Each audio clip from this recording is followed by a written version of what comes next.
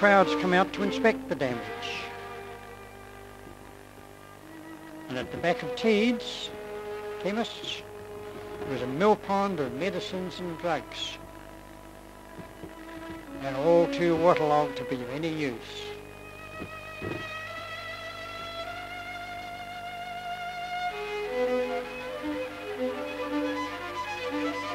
And here the Huatoki disappears beneath the buildings, the National Bank and Smith and Brown's. At the back of Smith and Brown's, Curry Lane, there was piles of driftwood all washed in from the Huatoki River, along with mud, inches deep. And they really suffered with the furniture floating about the shop throughout the night. Muddy waters also left their mark.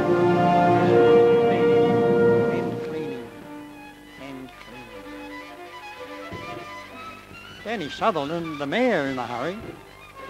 Perhaps he's in a hurry to get away from it all.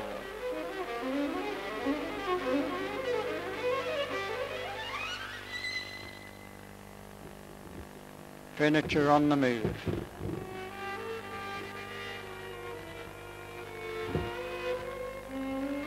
And here the floor of Mackenzie's shop had been bodily lifted up about 12 inches from the pressure of the Ngatuku stream underneath. Nimmo's suffered likewise.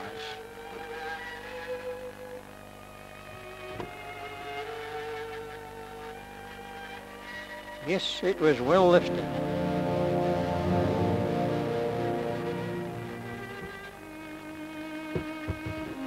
Water was pumped out from underneath the Criterion Hotel, the basement.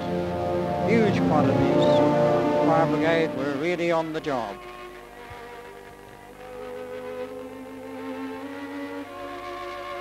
Carpets had to be removed from the Criterion Hotel lower floor. And then they were taken to Rugby Park to be spread out to dry. Here are the two streams meeting up through the city that caused all the damage. And the seagulls are having a feast of worms for their dinner as the Devon School Lake recedes. And the Mangatuku stream shows itself once more.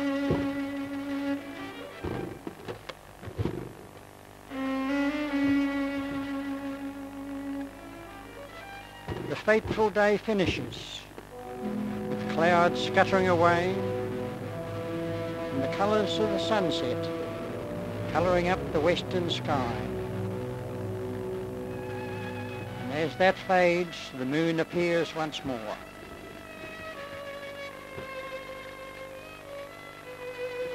Lessons were learned and the cry went out to tame the rivers, tame the Huatoki and the Ngatuku streams. Tame them or we won't get insurance, said the property owners and businessmen. Minds were put to it. A solution was found. And in activating this some years later, Central Devon Street was again closed to traffic. But then the work commenced.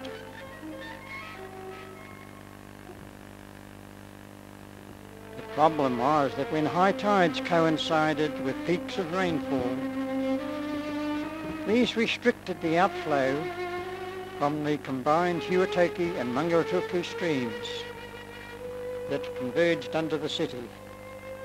This, combined with the restricted channels and culverts containing these streams, which ran under the buildings and city streets, caused waters to back up and flood the streets and premises.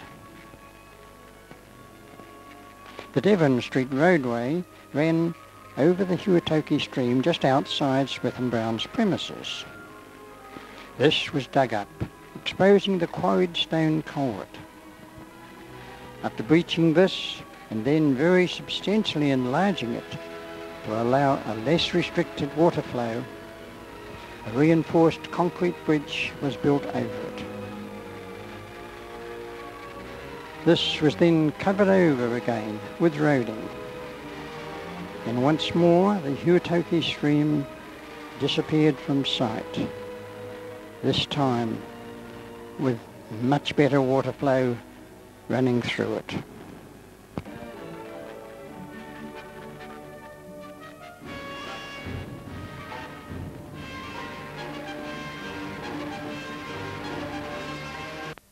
This was only half of the remedy. The other half was the restricting of the considerable flow from the Manguratuku stream by diverting most of it at the point of the Devon School's one-day lake, this at the corner of Bonathan Avenue and South Road.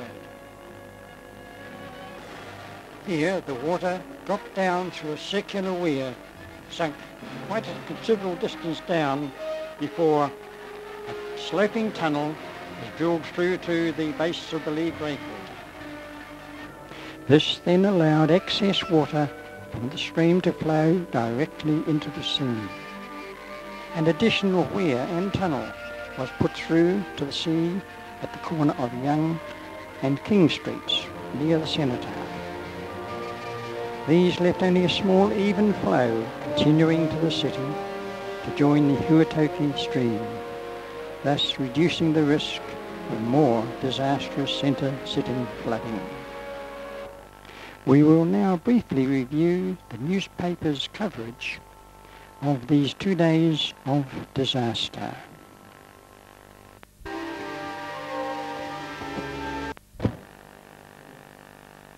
In watching this, we must not forget, however, that this was contributed to by man, his need or desire to live in a city, cover most of the natural landscape with buildings, streets, paved over areas and the like, and thereby restricting the natural absorption of rainfall into the natural landscape and bush, which previously allowed controlled water flow from the seepage into and down the rivers and streams. This was a hard lesson, now recorded by Taraneki's reputable, long-established newspapers and this film. This film was taken on 8mm silent film, transferred per DVD video camera onto a tape, and then onto a VCR tape.